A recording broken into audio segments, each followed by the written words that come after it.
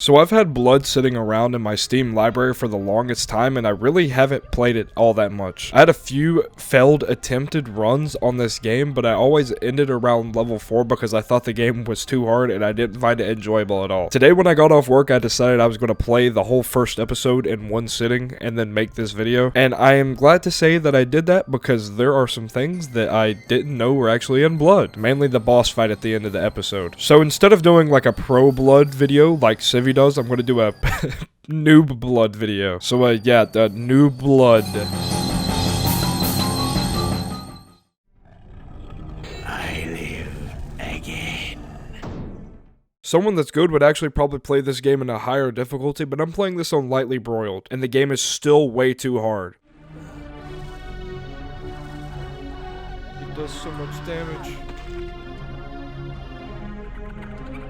Fucking rat. Of course. It took me like 10 minutes to beat the first level, and it's the first level. I may be a noob at this game, but I know you have to grab this dynamite. It's literally integral to your survival. Without the dynamite, you're going to die to every hit scanner to ever exist. I don't know how you could miss it, but there's a flare gun right here. This is also very integral to your survival.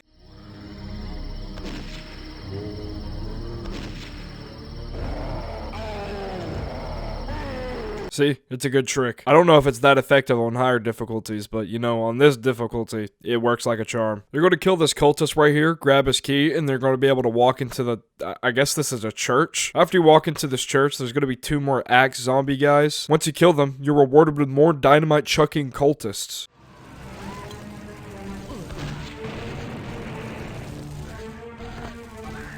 Once you kill these cultists and these fucking mice, you can go into the kitchen and kill this cultist. He'll drop a key, which opens this door, and then that's basically the end of the level. I don't know, I pitchforked this zombie to death, and I play a little prank on these cultists down here.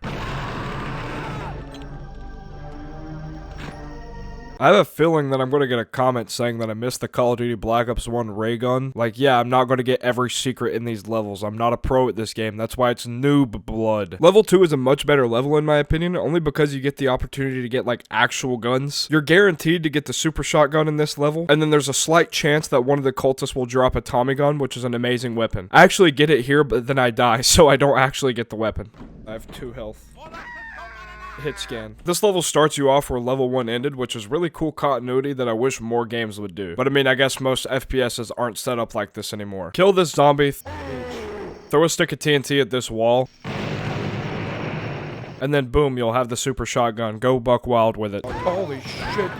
Wait, that's not fair. You can't just, oh my god, you can't just give me a shotgun and then you can't just give me a shotgun and then expect me to be able to fight off all these enemies. Oh, they do. They expect you to fight off all these enemies and much, much more. You see, level 2 is a bit of a dick because it uses so many goddamn hit scanners that it's not even funny. Basically, if you're not a bona fide killing machine by level 2, you should probably just quit Blood. You're gonna come up on this train station where there's a bunch of hit scanners. Kill the hit scanners. Kill them all. They don't deserve to live ever. And I don't know if you should kill these humans. I don't think they're important to kill. They don't drop anything from what I know. Be careful when you go around this corner. There's a Tommy gunner. He may or may not drop his Tommy gun. He does here, but I die, so I don't get to keep it. Pick up the moon key that this cultist drops.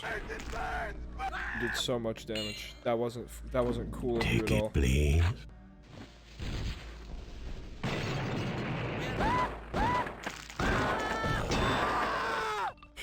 Yeah, you see my health, how it's really low? That's just a common trend when you play this game. Even playing it on the normal difficulty, it's still, like, really hard for no reason. I mean, I guess it's rewarding to play. It's like Dark Souls in a way. I don't even want to compare it to Dark Souls because it's a game journalist moment, but that's the only thing I can think of off the top of my head. Sometimes when you use the alt fire for the super shotgun, it does this really funny thing.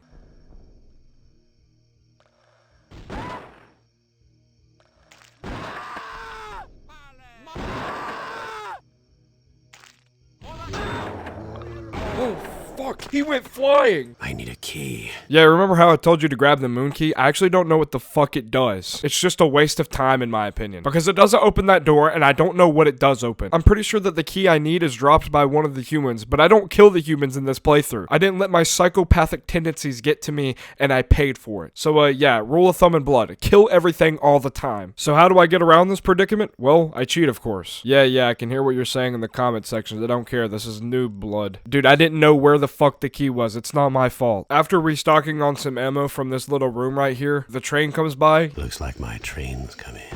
You take this train and you leave the level. Level 3 is a fine level. Probably the best level in episode 1. It starts off with you blowing up these zombie men.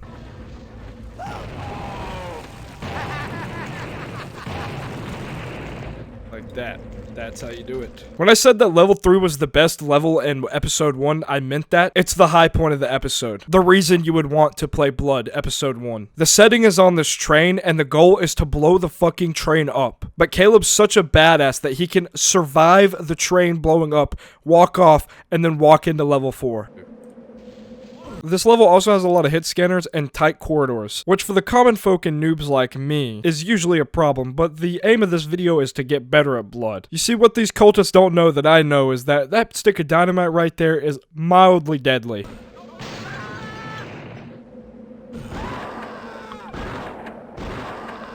I said mildly deadly because sometimes the dynamite doesn't kill the way you want it to. I haven't talked about this yet, but Blood has a very nasty tendency to put hit scanners right out of sight, so that when you walk into a room, you're inevitably pelted by them. My advice is to either quick draw the shotgun before they can kill you, or lob a stick of dynamite around every corner. This room right here is really cool, not for the cheeky jump scare you get from these zombie men coming out of this box. Holy fuck! What are y'all doing? But for the guns akimbo power up you get. Guns akimbo?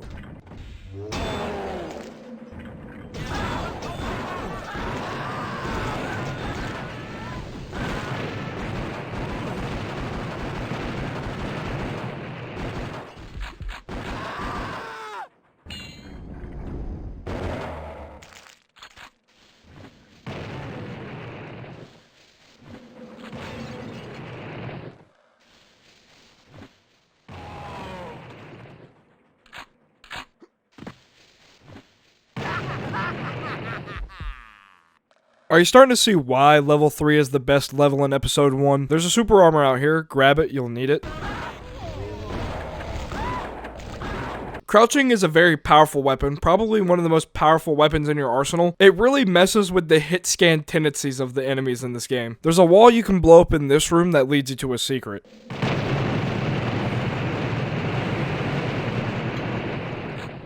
I think there may be a way to get into this room without blowing up the train, but blowing up the train is a lot cooler than not blowing up the train. If you didn't get lucky with a Tommy drop, you'll get one here. It's a very good weapon to have. There's just not a lot of ammo for it in episode 1. So I tend to save it for large numbers of hit scanners and gargoyles. After you finish clearing out this room, you can pull this lever, which will allow you to pull these levers, which will blow up the train, thus ending the level. End of the line. Just don't die to the explosion like I did. End of the line.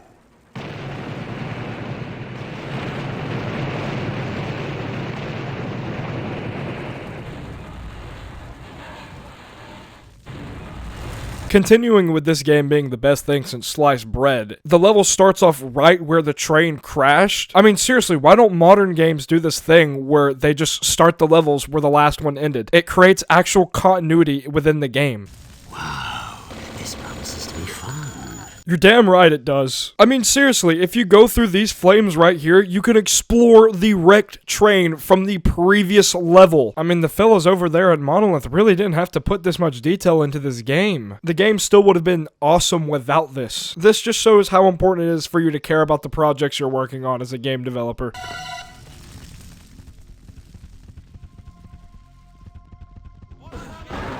So disregarding the train for a little bit, this level has you set in a carnival. And not just any carnival, some haunted, evil, cheesy slasher film carnival. So coming off the hind end of level 3, level 4 really isn't anything special. The setting is really cool, has some great atmosphere, just level 3 is awesome. And I was originally going to say that I didn't like level 4 at all, but retrospectively speaking, level 4 is probably one of the better levels in the episode. It's just right after my favorite level in the episode. It's got a lot of cool set pieces, like these teeth, this Reaper with a lantern. I'm sitting here talking about level 4, and I'm talking about how much I don't like level 4 in comparison to level 3, but I've already talked about level 4 more than I've talked about level 3. Trust me, level 3 is cool, it's just a train, so there's not much to talk about. Level 4 is actually pretty intricate. Level 4 is unique in the sense that once you pick up something to progress within the level, more enemies are revealed within the central hub area, which is a really cool take on the level design of this game. It makes this level in particular, along with its already really cool settings, stand out amongst the other levels. So most of the time the enemies in Blood are heartless murder machines, but sometimes the enemies just break and you get situations like this.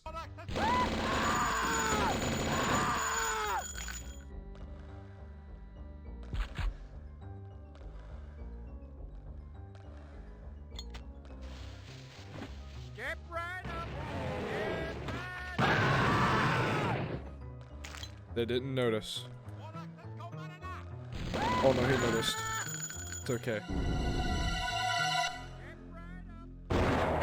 I am genuinely confused on how I didn't aggro any of these enemies during this process. Okay, I did aggro some of the enemies, but most of them didn't care that I was chucking things of dynamite at them.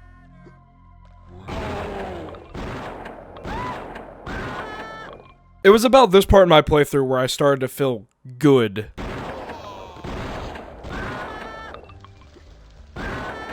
I know it was only 2 kills, but the way that I used the movement and the gunplay to avoid the attacks of the cultists, and I kind of jumped around this open area, it made me feel really good at the game. I'm nowhere near a pro yet, I'm still a quaint little noob, but I'm getting better at Blood at this point. You know, that ominously placed merry-go-round seems like it's going to come to life and kill me. Okay, haha, funny bit. I predicted that the gargoyle was going to come to life. But why the fuck is the gargoyle throwing bones at me? There's an underwater bit here, and I preemptively throw a stick of dynamite in there to kill anything that's in there, and, yeah, this is what happened. Oh, yep. Who put the hit scanners in the water? So yeah, you hit the switch and the level ends. It's almost like they don't want me to play the game. Hallowed Grounds is level 5, and honestly, level 5 is where the game starts to kind of slip for me. I talked about how I felt like I was getting better at Blood, but no, I was not. Hallowed Grounds steps the difficulty up tenfold, and it feels unfair. I'm not ashamed to admit it, I died a lot in this level. The rampant abuse of hit scanners and traps is just uncalled for. Not only that, but this level is just huge. It's like a labyrinth. I will say that this level gives me a good reason to talk about gargoyles in a more in-depth manner. By the way, it's not a good thing.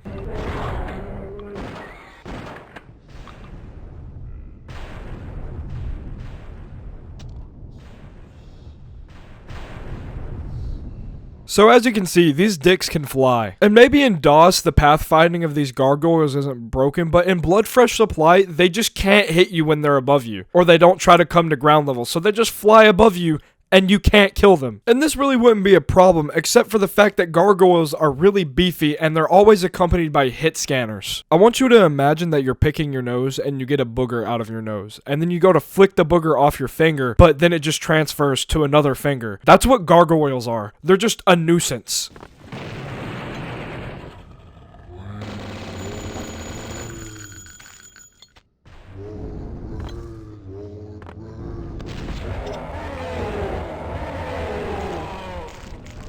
The best moment of level 5 is a monster closet. Okay, that might be a bit facetious. There's a really cool showdown in the courtyard of this level.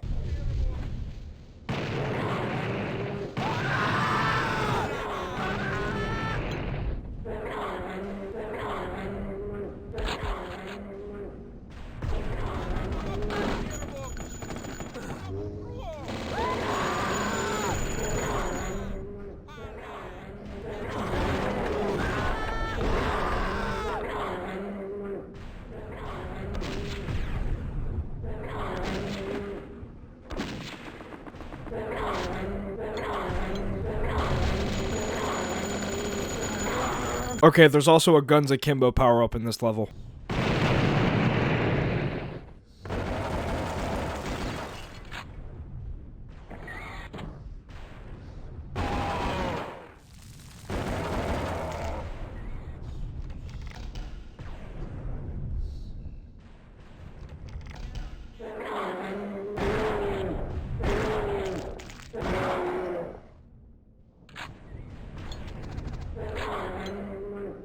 I'm pretty sure that Guns Akimbo was meant for this courtyard fight, but oh well, things happen. Oh yeah, you also get the napalm launcher in this level. What is this? A napalm launcher? I think me being able to talk about the good things within even the levels that I think are bad speaks the quality of this game. If you take away anything from this video, take away the point that Blood is a really good game, and if you haven't played it, you should play it. Except for these piranhas, they can go fuck right off. Level 6 is a lot like level 5 in the fact that it's a really big level, and it's a bit of a slog to get through, especially in the latter half of the level, but I genuinely enjoyed this level a lot more than level 5. This level just has a bunch of cool gimmicks in it. We start this level with me being able to immediately use the napalm launcher. I mean, I got it last level, but there really wasn't a good time to use it after you get it. At least in that level. So I haven't really talked about power-ups at all, except for Guns Akimbo. But these boots right here let you jump really high, and I'm pretty sure that I sequence break with them right here. You might be able to make that jump without the boots, but I'm not sure. I take a death here that is 100% my fault, though. Seeing as how I don't think I'm supposed to, like, still... It's okay, I get my revenge with the napalm launcher here.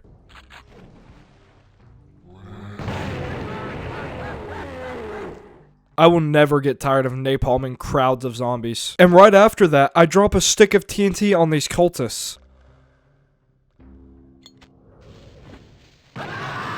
It was just a prank, I swear. It was just a prank. Explosions and Blood are just downright fun. You know what? Scratch that. Blood is just a fun game. People always talk about Doom, Duke Nukem, and Half-Life, but I feel like the best build engine game never gets any love, and that's Blood. Here's one of this level's cool gimmicks.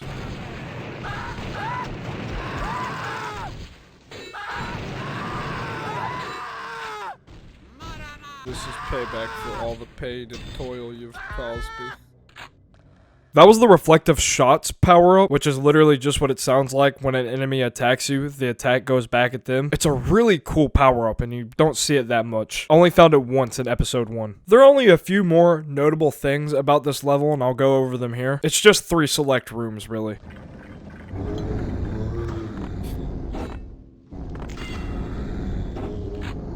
Akimbo napalm? Fuck yeah.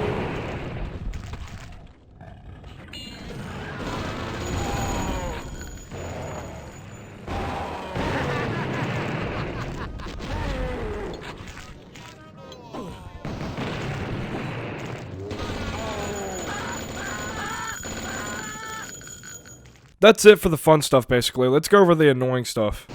Oh. It's napalm, okay. Holy shit. Go. Yeah, that room wasn't too bad, but this one is awful. What? What? Oh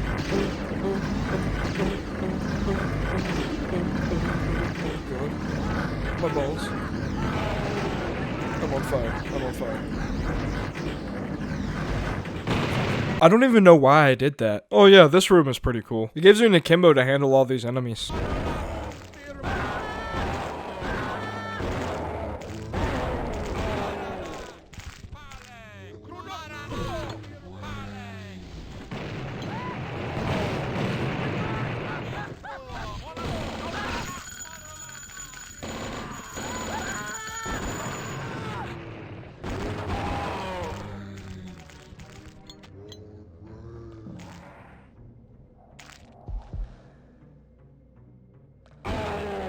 This last room before you hit the switch is literally just here to prepare you for the final boss, which is in the next level. Level 7 spawns you right in front of this flare gun. I don't know why it does that. I don't know why you wouldn't have a flare gun at this point, but you know, maybe it happened. But that's not what you came here for. You came here for me to fight Chiog, the boss of level 7. This is like a boss fight or something?